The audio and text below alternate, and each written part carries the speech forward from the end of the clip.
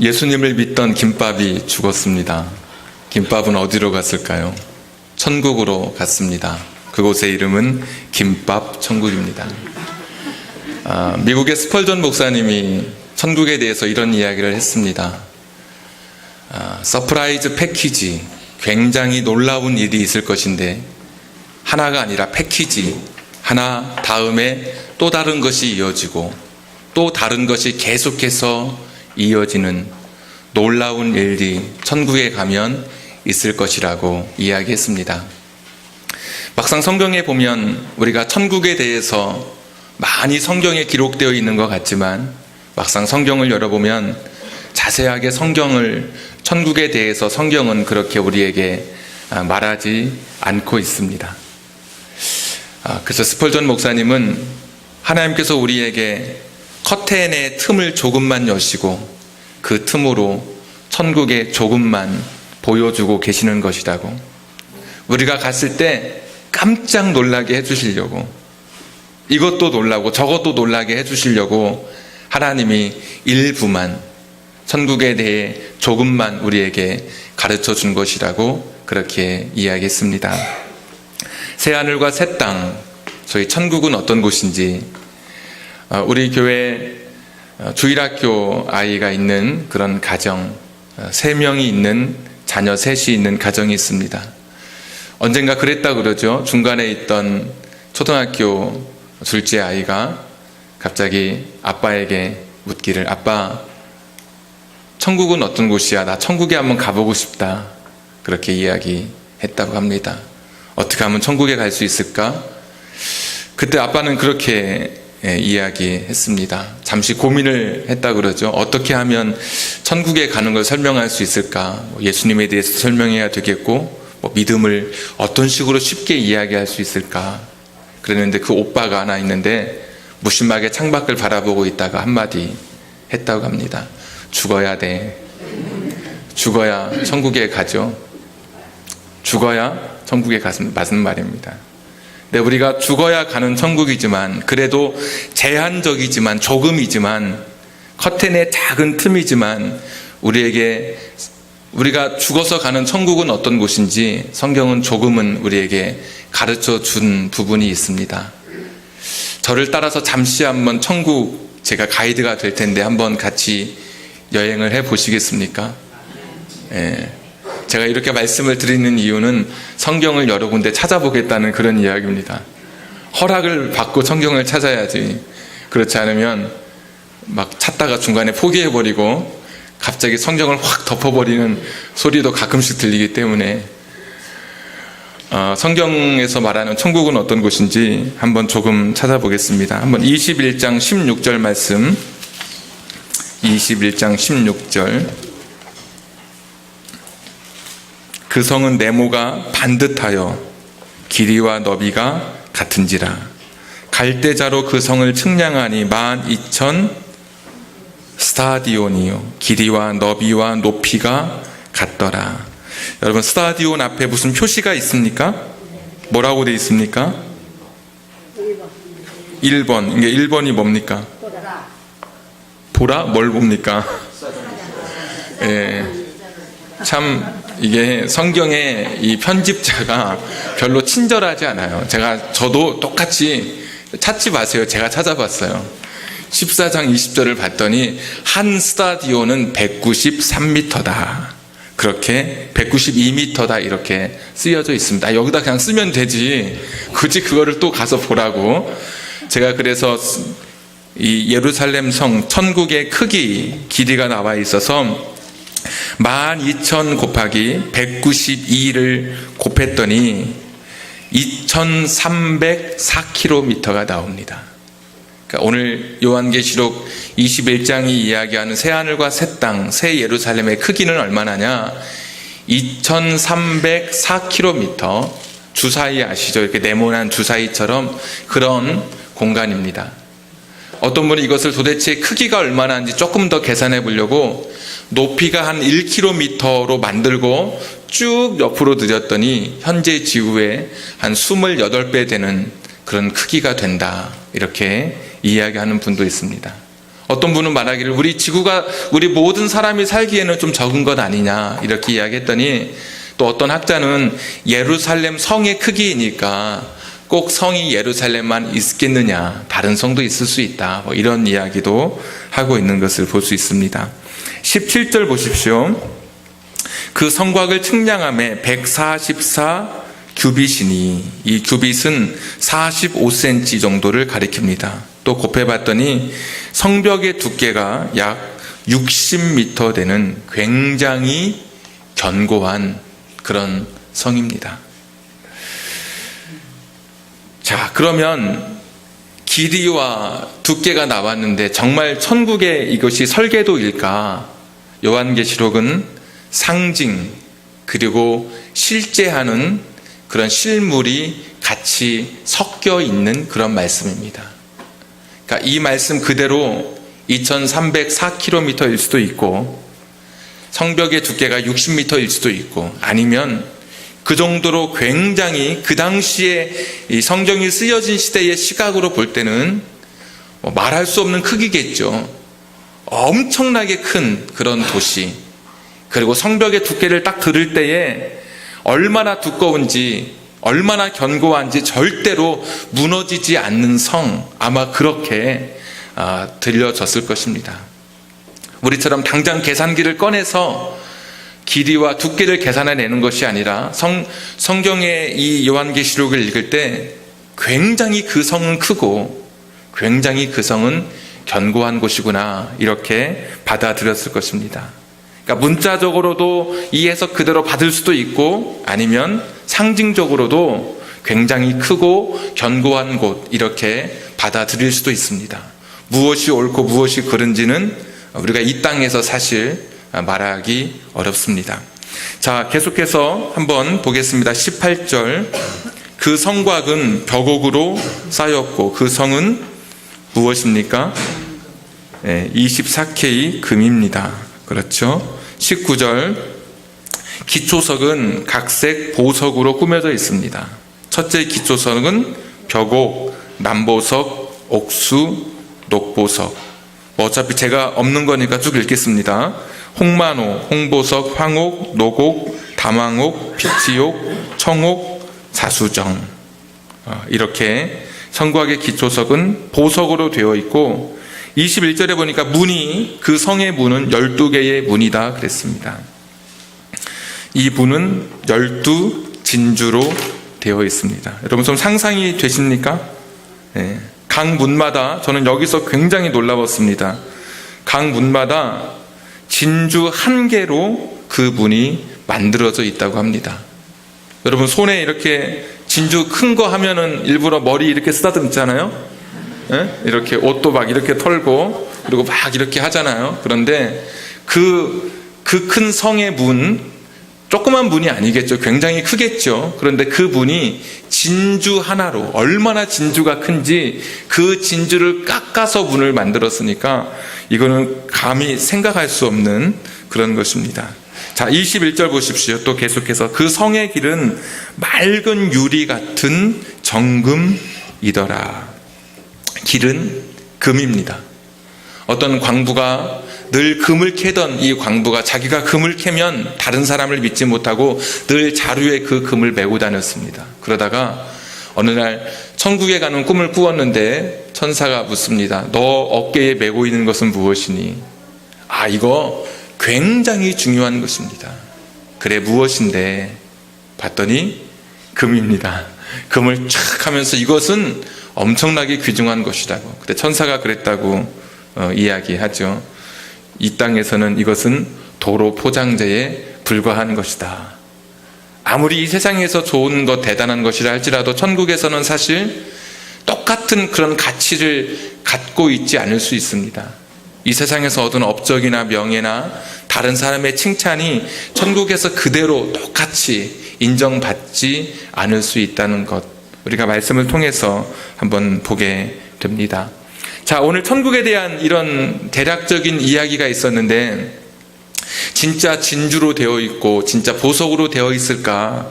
사실은 문자 그대로 받을 수도 있고, 또 상징적으로 그 당시 사람들에게 천국은 가장 좋은 곳, 가장 화려하고 가장 비싸고 가장 아름다운 곳, 가장 멋있는 곳, 이 세상의 그 어떤 왕궁보다도, 그 세상의 어떤 도시보다도 가장 화려한 도시인 것을 설명하기 위해서 이 보석의 이야기를 여기에 적었을 수도 있습니다.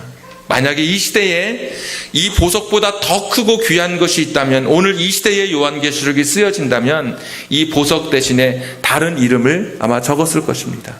왜? 성경은 그 정도로 이 천국을 가리켜서 가장 좋은 곳이라고 이야기하고 있기 때문입니다. 자, 그런가 하면 또 하나 천국에는 없는 것도 있습니다. 7개가 없는데, 이것도 제가 한번 찾아봐도 되겠죠? 네, 허락을 받고 찾습니다. 자, 21장 1절, 천국에 없는 것이 있습니다. 또 내가 새 하늘과 새 땅을 보니 처음 하늘과 처음 땅이 없어졌고 바다도 다시 있지 않더라. 예, 처음 우리가 살던 하늘과 땅이 없어졌고 바다가 없어졌습니다. 13장 1절에 보시면 바다는 그 바다에서 짐승이 나왔습니다. 악과 혼란의 상징인데, 천국은 악이나 혼란, 고통, 그런 것이 없는 곳이라고 이야기하고 있습니다. 자, 21장 4절, 모든 눈물을 그 눈에서 닦아 주시니, 눈물이 없는 곳이 천국입니다. 예, 고통을 가리키죠. 눈물은 모든 눈물, 그랬으니까 눈물은 각자 흘리는 눈물은 다 다릅니다. 그 사람이 겪고 있는 이 고통과 이 아픔의 크기가 다 다른 것이죠. 그런데 그 모든 눈물을 다 씻어주신다고 하십니다. 이 땅에서 여러분 흘리는 눈물, 남모르게 여러분이 가졌던 그 고통의 눈물, 천국에서는 없다고 말씀해 주십니다. 또 4절 보시면 세 번째 없는 것이 있는데, 사망이 없습니다. 다시는 죽는 것이 없어서 애통하고 곡하고 아픈 것 다시 있지 않다고 이야기하고 있습니다. 어떤 사람은 너무 아파서 그냥 빨리 세상을 떠났으면 좋겠다, 이런 분 계신데, 이제 천국은 그런 것이 없습니다. 사랑하는 사람을 먼저 떠나보낸 그런 죽음, 그 이별이 없는 곳이 천국이라고 이야기하고 있습니다. 자, 네 번째 없는 것이 22절에 있습니다. 21장 22절. 성 안에서 내가 성전을 보지 못하였으니 이는 주 하나님 곧 전능하신 이와 및 어린 양이 그 성전이심이라. 예, 거기는 성전이 필요 없습니다. 하나님 앞에 예배드리는 특별한 장소가 필요 없이 하나님 자신이 성전이 되어주시고, 그래서 언제 어디서든 하나님 앞에 예배할 수 있는, 그 당시의 시각으로 봤을 때 성전까지 갈 필요가 없는, 모든 곳에서 예배할 수 있는 그런 곳이 천국이라고 하는 것입니다. 자, 25절 말씀, 21장 25절 한번 같이 한번 읽을까요? 시작. 낮에 성문들을 도무지 닫지 아니하리니 거기에는 밤이 없습니다. 예, 밤이 없는 곳. 예, 여기서 성경의 어두운 밤은 물리적인 밤일 수도 있고, 또 인생의 어두운 밤을 의미하는 그런 밤일 수도 있습니다. 자, 27절 또 없는 것, 무엇이든지 속된 것이나 가증한 일 또는 거짓말하는 자도 없습니다. 누구 때문에 속상했다면, 사람 믿었다가 배신당했다면, 속아서 거짓말하는 사람 때문에 여러분 마음이 괴로웠다면 천국은 그런 것이 없는 곳입니다. 마지막 7번째 없는 것, 22장 3절, 다시 저주가 없으며. 22장의 1절부터 2절 이야기는 에덴 동산이 회복되는 이야기입니다. 에덴 동산이 회복돼서 첫 에덴 동산에서는 저주가 있었지만 저주가 없는 바로 그곳이 바로 천국. 다시는 이제는 에덴 동산에 아름다운 생명수 강이 흐르고 실과가 열매를 맺고 먹고 누리지만 다시는 저주가 없는, 이제는 온전한 그 기쁨과 또 회복의 장소가 천국이라고 이야기하고 있습니다. 자, 이제 성경 이제 안 찾아볼 겁니다. 저를 보시면 됩니다. 이제 자, 요한계시록은 이렇게 우리에게 천국에 대한 약간의 정보를 주고 있습니다. 천국이 어떤 곳인지, 어떻게, 어떤 모양으로, 어느 정도의 크기로, 어떤 재질로 만들어져 있는지, 그리고 천국에 가면 어떤 것들이 없을 것인지 우리에게 가르쳐 주고 있습니다. 그런데 우리가 요한계시록을 읽은 이 부분은 전체 22장 중에 마지막 2장만 읽었습니다. 전체 1장부터 22장의 이야기는 요한계시록이 쓰여진 목적이 나오는데, 천국을 우리에게 알려주기 위해서, 천국이 어떤 곳인지 정보를 주기 위해서 쓰여진 책이 요한계시록이 아닙니다. 천국에 가면 맛집은 어떤 곳이고, 천국에 가면 이곳이 굉장히 풍경이 좋고, 천국에 가면 이런 재질로 만들어져 있고, 천국에 가면 이런 집은 피해서 가야 할 집이라고 하는 어떤 관광 안내서처럼 우리에게 주어진 책이 요한계시록이 아니라는 것입니다. 요한계시록은 왜 우리에게 주어졌을까? 미국의 웨스트민스터라고 하는 신학대학원에 굉장히 유서 깊고 실력 있는 분들이 공부하는 그런 곳에서 학생 몇 명이 농구장에서 농구를 하고 있었습니다. 공이 하나 쭉 떼굴떼굴 굴러가는데 벤치에 그 앉아있는 한 사람에게로 공이 굴러갔습니다. 벤치에 앉아있는 아저씨를 보니까 학교 수의 아저씨입니다. 수의 아저씨가 읽고 있는 책이 무엇이냐면 요한계시록을 읽고 있는 겁니다. 학생이 이렇게 수의 아저씨에게 이야기했습니다. 아저씨, 제가 좀 도와드릴까요? 신학교에서 요한계시록이 얼마나 어려운 것인지 알기 때문에 그 어떤 학자라 할지라도 요한계시록을 전부 해석할 수 없는 엄청난 비밀과 굉장히 복잡하고도 상징과 실제가 섞여 있는 것을 알기 때문에 도움을 주려고 그렇게 물었던 것입니다. 수희 아저씨가 저 다 알아요. 너무 쉽게. 요한계시록을 안다고요? 그 이야기를 듣는 다른 학생들까지 그 수희 아저씨께로 다 몰려들었습니다. 수희 아저씨가 다 안다는 그 이야기에 학생들이 이렇게 물었습니다. 우리에게 알려주십시오. 도대체 무엇을 안다는 이야기인가요? 조금은 좀 허탈하기도 하고 조금은 믿어지지 않은 그런 눈빛으로 이야기했습니다. 그때 그 수희 아저씨가 이렇게 이야기했습니다. 예수님이 이기신다네요. 예수님이 이기셨대요. 요한계시록의 이야기는 예수님이 이기신 이야기, 예수님이 이기셨다는 그 이야기가 여러분 요한계시록의 내용입니다. 요한계시록을 잘 해석하려면 모든 성경이 그렇지만 누가 썼는지, 누구에게 썼는지, 어떤 시대에 썼는지 이것이 사실 굉장히 중요합니다.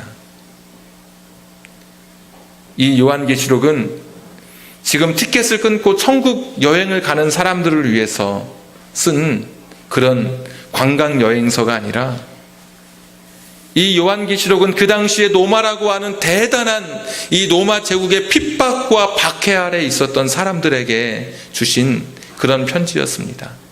초대교회 때는 처음에 기독교가 왕성하게 발전했습니다. 베드로가 전도하면 3,000명, 5,000명이 한 번에 전도를 받아서 예수님을 믿었습니다. 우리 교회 한 분만 그런 분이 있기를 주님의 이름으로 축복합니다. 아멘이 적으셔서. 네. 그리고 바울은 1만 킬로미터 되는 거리를 다니면서 지금 1만 킬로와 비교할 수 없는 엄청난 마일리지를 가지고 그렇게 전도했던 그런 사람이었습니다. 그런데 어느 정도 시기가 지나면서부터 기독교가 박해당하기 시작합니다. 지도자들은 죽거나 유배당했습니다. 베드로도 죽었고, 그리고 바울도 로마의 네로 황제에게 순교당했습니다. 그런가 하면 오늘 이 편지를 쓴 사도 요한은 반모섬으로 유배당했습니다. 성도들은 어떻게 됐느냐? 박해를 피해서 먼 곳으로 이사가거나 또는 로마의 콜로세움 경기장에서 짐승의 밥이 되거나 형장의 이슬로 믿음을 지키기 위해서 자신의 목숨을 내어놓아야 했습니다. 로마의 카타콤이라고 하는 그 캄캄한 지하 동굴에서 햇볕 한 점 들지 않는 곳에서 자신의 믿음을 지키기 위해서 그들은 그곳에서 자신의 인생을 다 내어놓았던 것입니다. 그런 시대에, 예수님 믿는 것이 너무나 힘들고 어려웠던 그런 시대에, 보이지 않는 하나님, 그러나 보이는 세상의 권력은 너무나 강하고 너무나 대단하고 그 위세 앞에 어찌할 줄 모르던 그 시대에 과연 우리가 믿는 이 믿음이 과연 이것이 유효한 것인지, 이 믿음이 과연 승리할 것인지 때때로 의심이 들기도 하고, 때때로 그냥 다 팽개쳐버리고 세상으로 그냥 나아가고 싶어 하던 그런 유혹에 서 있던 사람들에게 이 요한계시록이 보내진 것입니다. 이 세상이 대단하고 거대하지만 그러나 하나님이 이기신다고, 예수님이 이기신다는 이야기입니다. 요한계시록 지난주에 읽으셨죠? 읽어 가시는 거죠. 이제 31일까지. 거기에 나와 있는 내용들이 무엇입니까? 하나님을 향한 찬양, 경배, 예배 굉장히 많이 나오죠.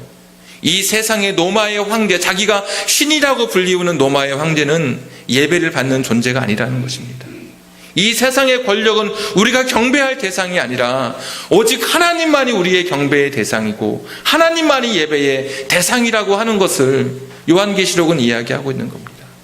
흔들리지 말라고, 이 믿음을 붙들고 있으라고, 절대로 이 신앙 앞에서 너희들의 신앙을 내려놓지 말고 끝까지 주님이 주신 그 사명을 붙들고 생명 다하는 날까지 살아가라고, 위로와 소망의 메시지가 바로 오늘 이 요한계시록인 것입니다.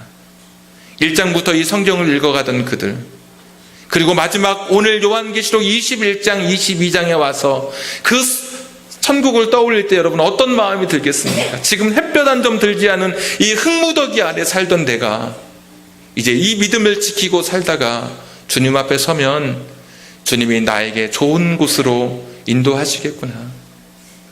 내가 이 땅에서는 내 사랑하는 가족을 먼저 떠나보내면서 눈물을 흘렸는데 더 이상 그곳은 그런 눈물이 없는 곳이구나.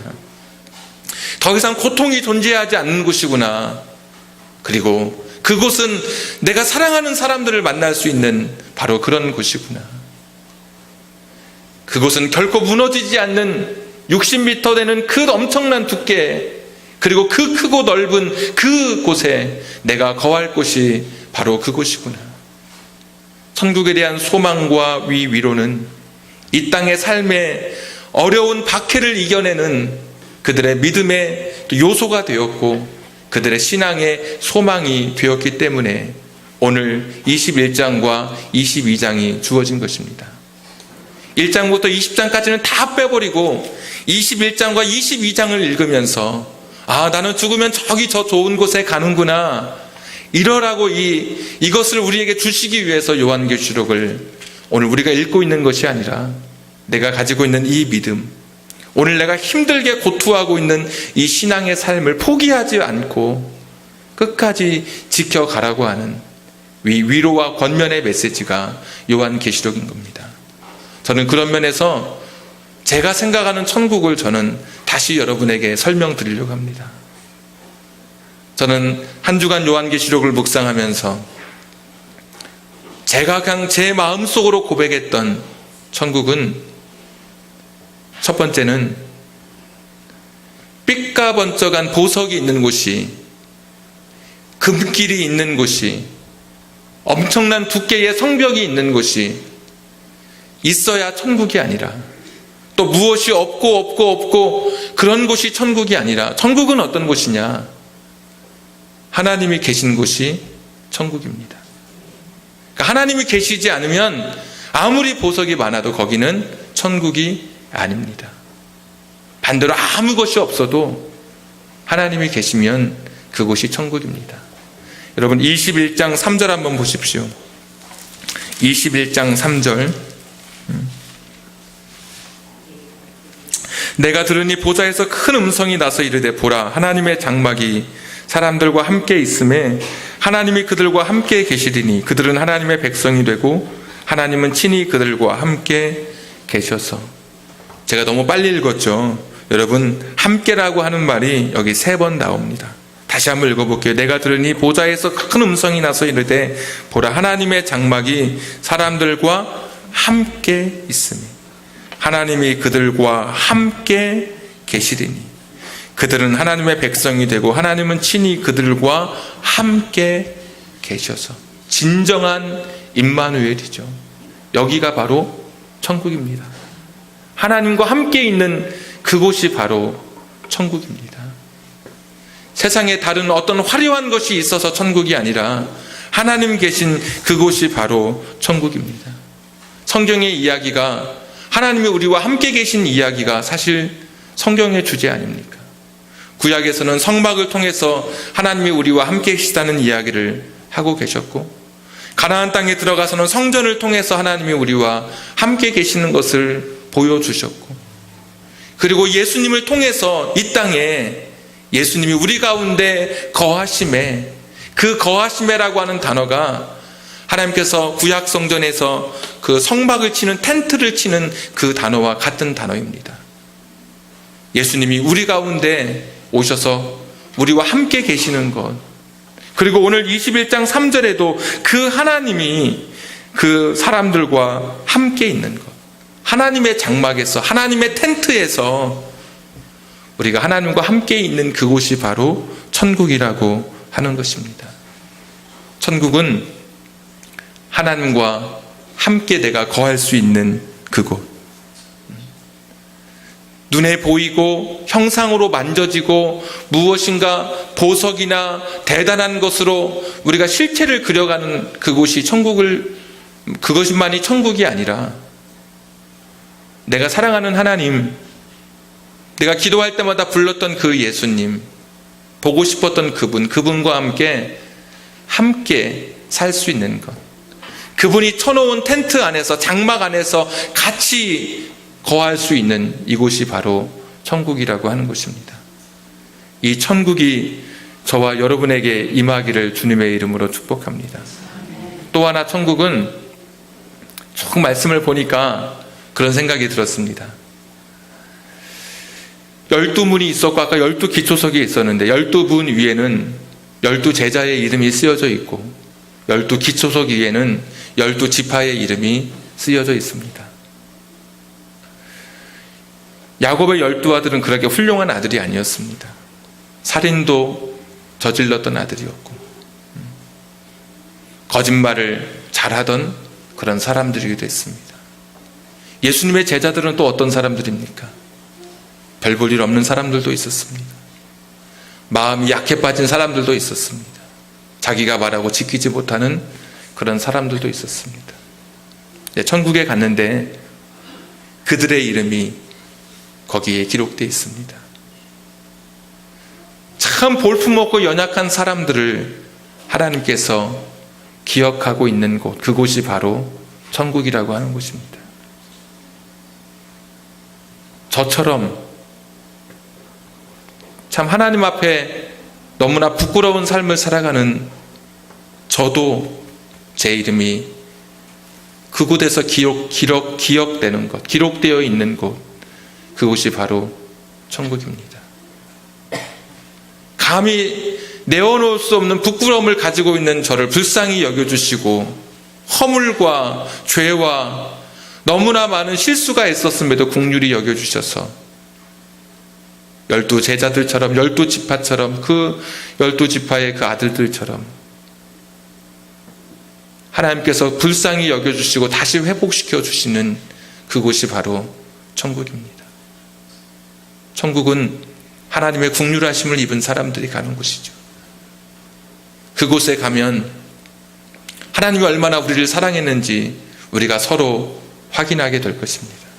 얼마나 우리를 불쌍히 여겨주셨는지 예수님의 피로 우리의 죄를 용서해 주시고 깨끗하게 씻어주시고 정말 우리를 불쌍히 여겨주셔서 우리가 천국에 있게 될 것입니다.